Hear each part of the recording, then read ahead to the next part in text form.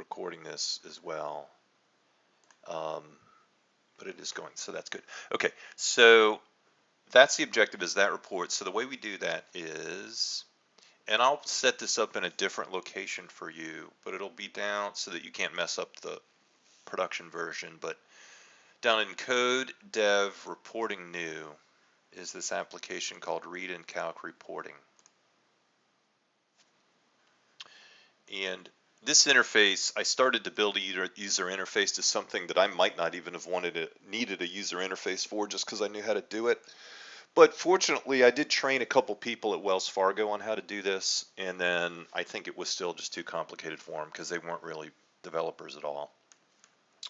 So what you have is this like blend of a little bit of user interface and then a lot of not really.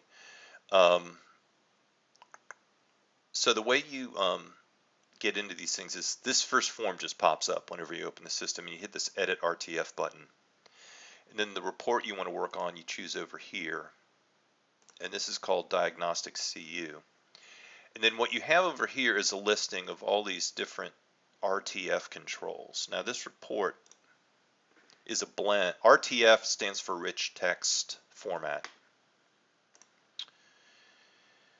And I'm familiar enough, and I'm going to show you in just a minute, to know that like this section is one RTF control, this section is another one, this section is another one.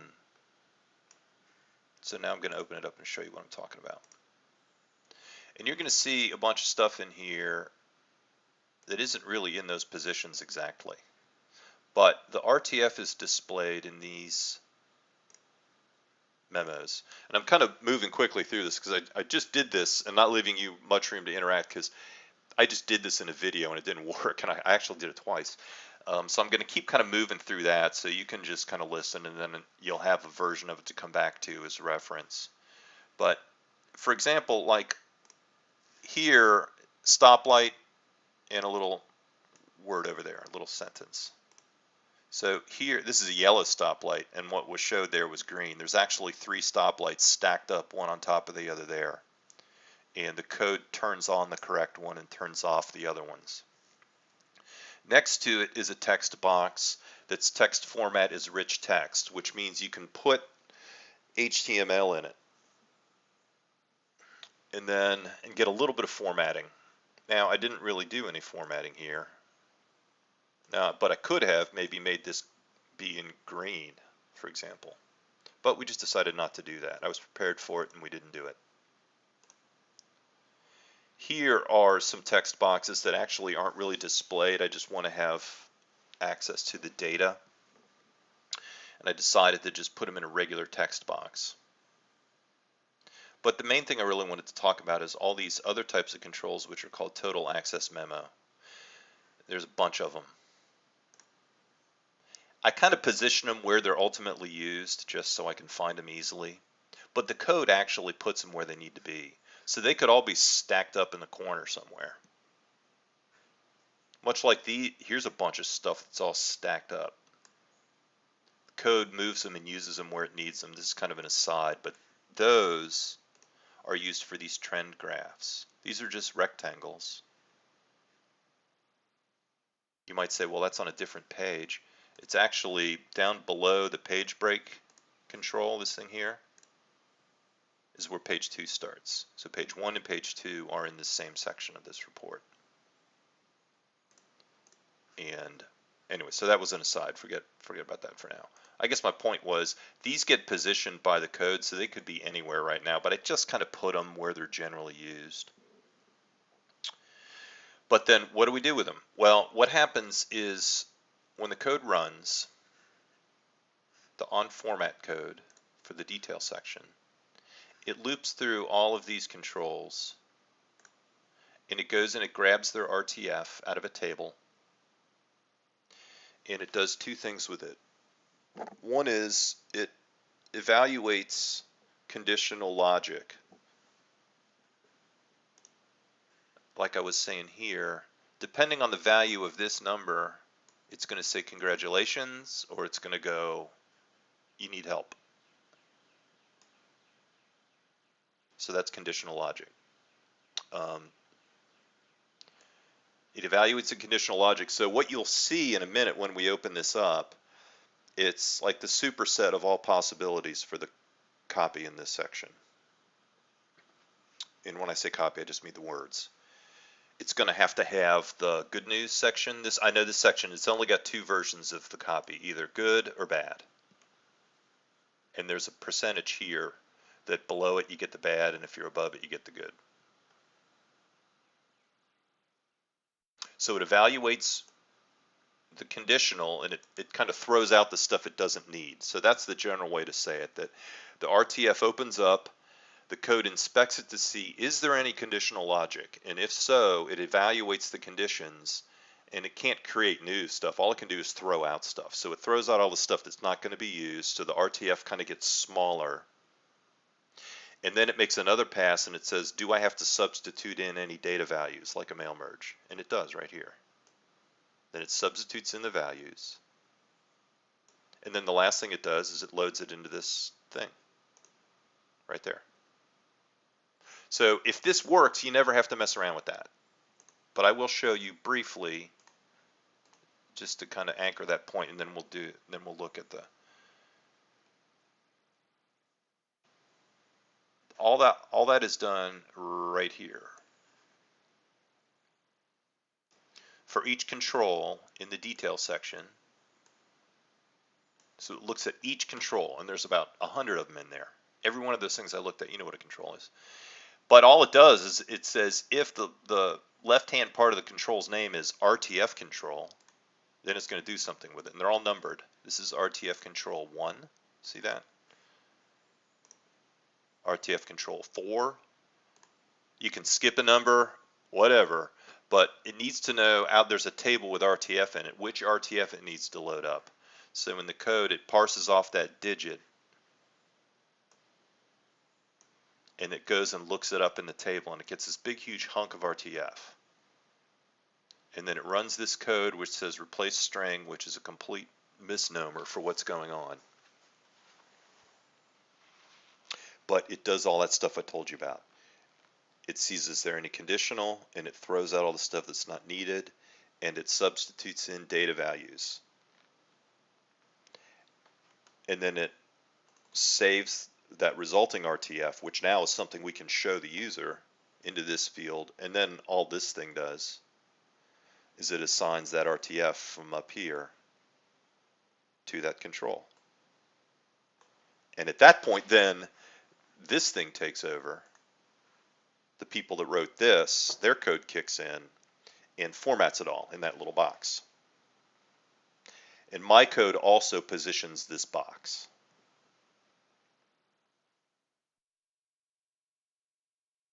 So that's all hopefully a system that you won't have to touch. It'll just work. But it's good for you to know what it's doing.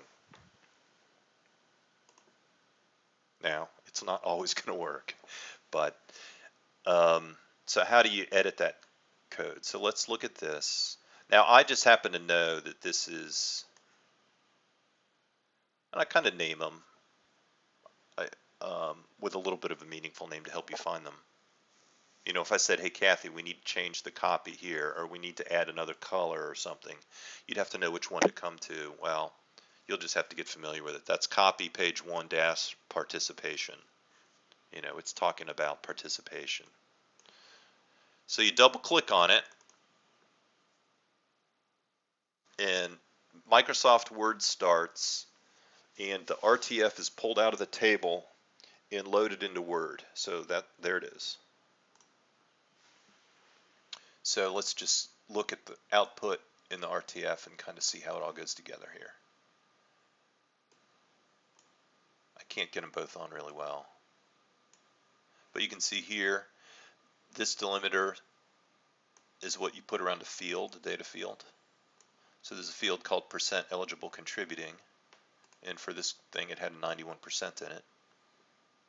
And here's the format string, double tilde, then the format string, and it's the same as the VB format strings. So that's how you do mail merge. If it's a number, you can throw this formatting on it. And then you just do your format here. You know, you got Word. You can format it however you want to format it in Word. And the RTF appears to capture it all.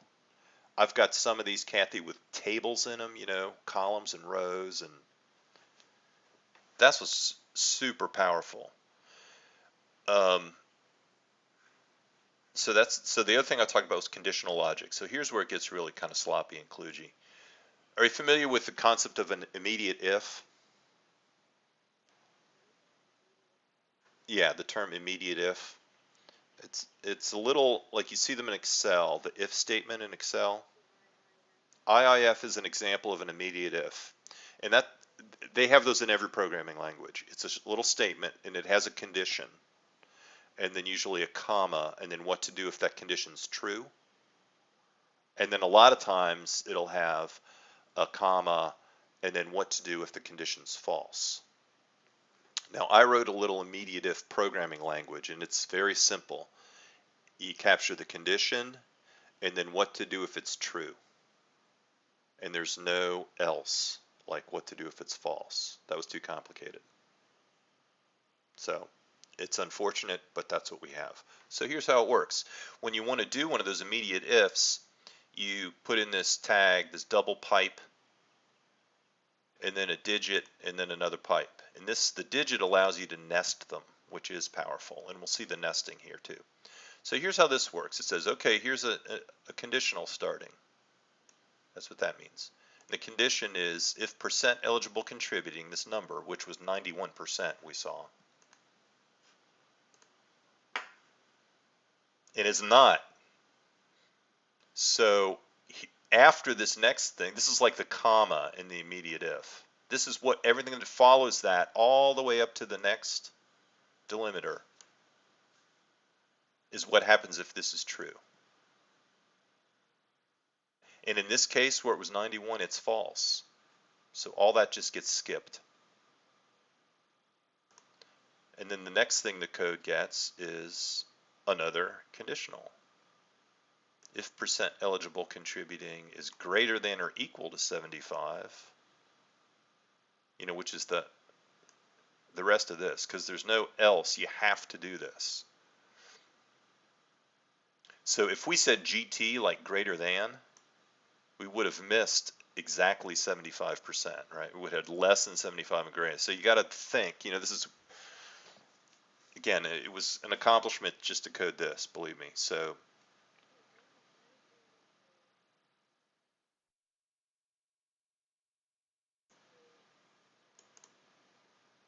I made it up. I wrote VBA that opens up the RTF, and these are old so I just parsed through this and I wrote a little language in VBA that processes this. So I'll just leave it at that for now. Nobody ever wants to have to get back into that. It is very complicated.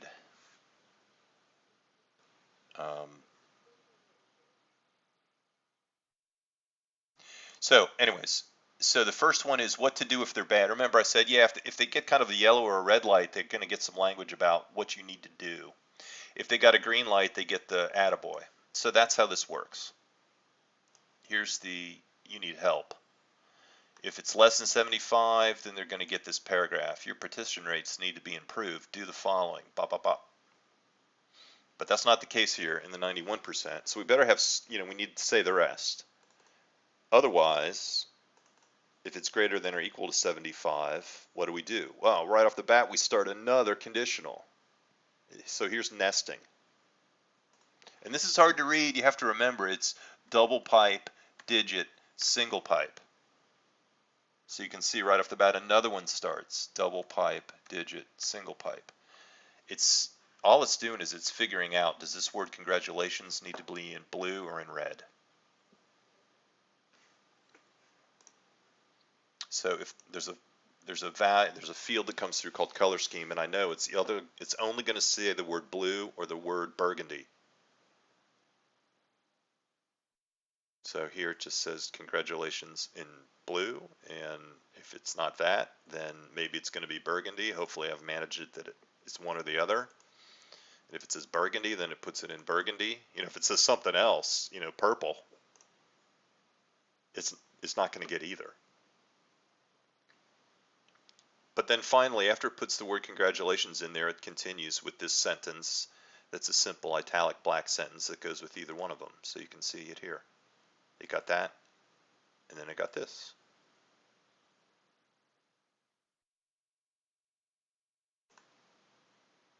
So that's how that works. So you can edit it in here, and I'm not going to make a change because this is actually my production copy. I need to tuck this away somewhere so you don't have to worry about screwing it up. There's code.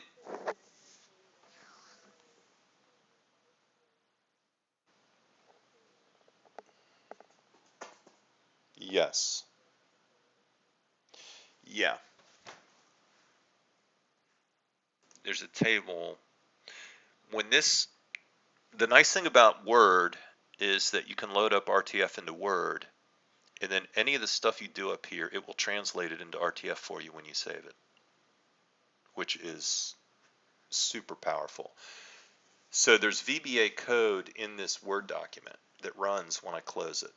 And you'll notice it takes it, yeah, exactly. It takes it a little while to update it because I put a few little pause statements in there when I was debugging it and I never took them out. So what it did is it saved that RTF, and I will show it to you now, into this table. Remember, we chose the container name. The report name was in the drop-down. So the drop-down narrowed it down to just I'm going to hop back to the form here to show you. We chose the container name, and then it showed us all the RTF. What are there, 15 of them there? So here's the table. There are 21 of them. Here they are. And yep. So the way the system is coded is that when you choose something here, it shows you the list of the possible RTF there, and then when you hit make me a PDF, it goes out and it finds a report named that, and it better have all the code in it to know how to go read all this RTF.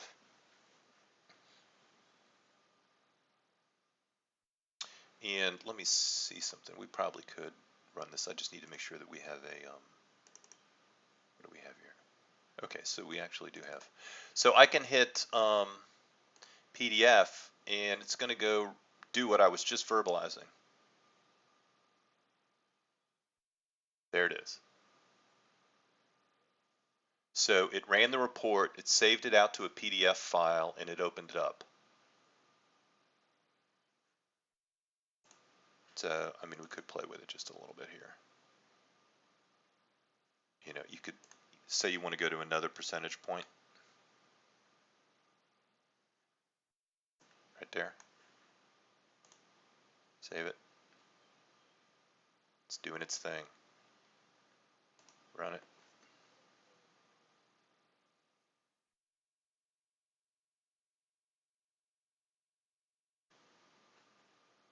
So, on what you don't need to be. The beauty is you don't need to be a coder to do this.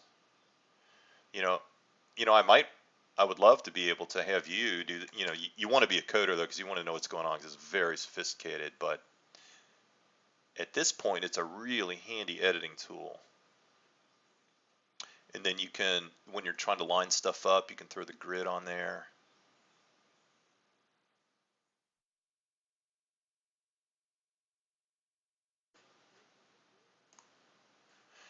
Yep. So the grid is handy because there's different elements. Like say they said, hey, that red bar, it's a little too far to the left. Come on, Jim, it doesn't line up. You could come in here and say, I need to move that thing to the right like a half of a tenth, because these are tenths of an inch. So that's what you kind of use the grid for. Or over here, maybe you want this and this to be lined up, top aligned. The grid is really handy in helping you figure out when you want to nudge something just a little bit.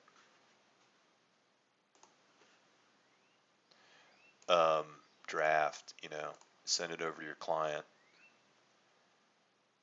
So that's just a draft watermark. Um,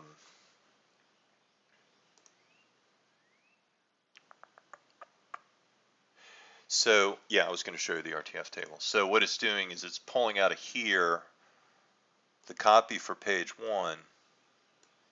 That's what we were working on when we had that thing open. So here's the RTF. I mean, this is language, this is markup language that was way before the internet, way before HTML.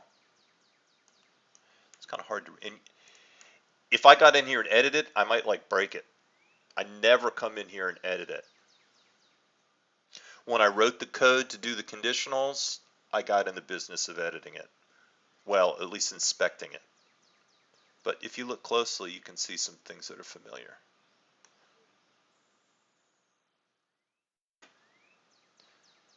Here's my little, so my code goes through and it looks for these things. When I do the conditionals and when it goes, oh, I have a conditional here. So then it grabs that, it compares it to that, and if it's true, then it picks this stuff up. So I don't need to go into all that, but that's what it does. Notice this RTF is pretty, I'll just tell you, this is pretty compact. It's no nonsense. It's got just the RTF basic commands, no fluff. Just kind of an aside, when you open, if you were to save that RTF though out of Word directly, you would get 100 times as much RTF, full of fluff. And my parsing routine that tries to do all the conditional all that would fail. There was so much fluff. So actually, when I save it here, I open it up, right, to edit it. When I save it, it's not saving it directly from Word's version of it into the database table. Kind of behind the scenes, it saves it, then it opens it up in WordPad. Are you familiar with WordPad? And then it saves it out of WordPad, which is much less verbose in its RTF. And then it takes the WordPad version of the RTF and stores that away, but much more than you need to know. Yep. All right, so I'm gonna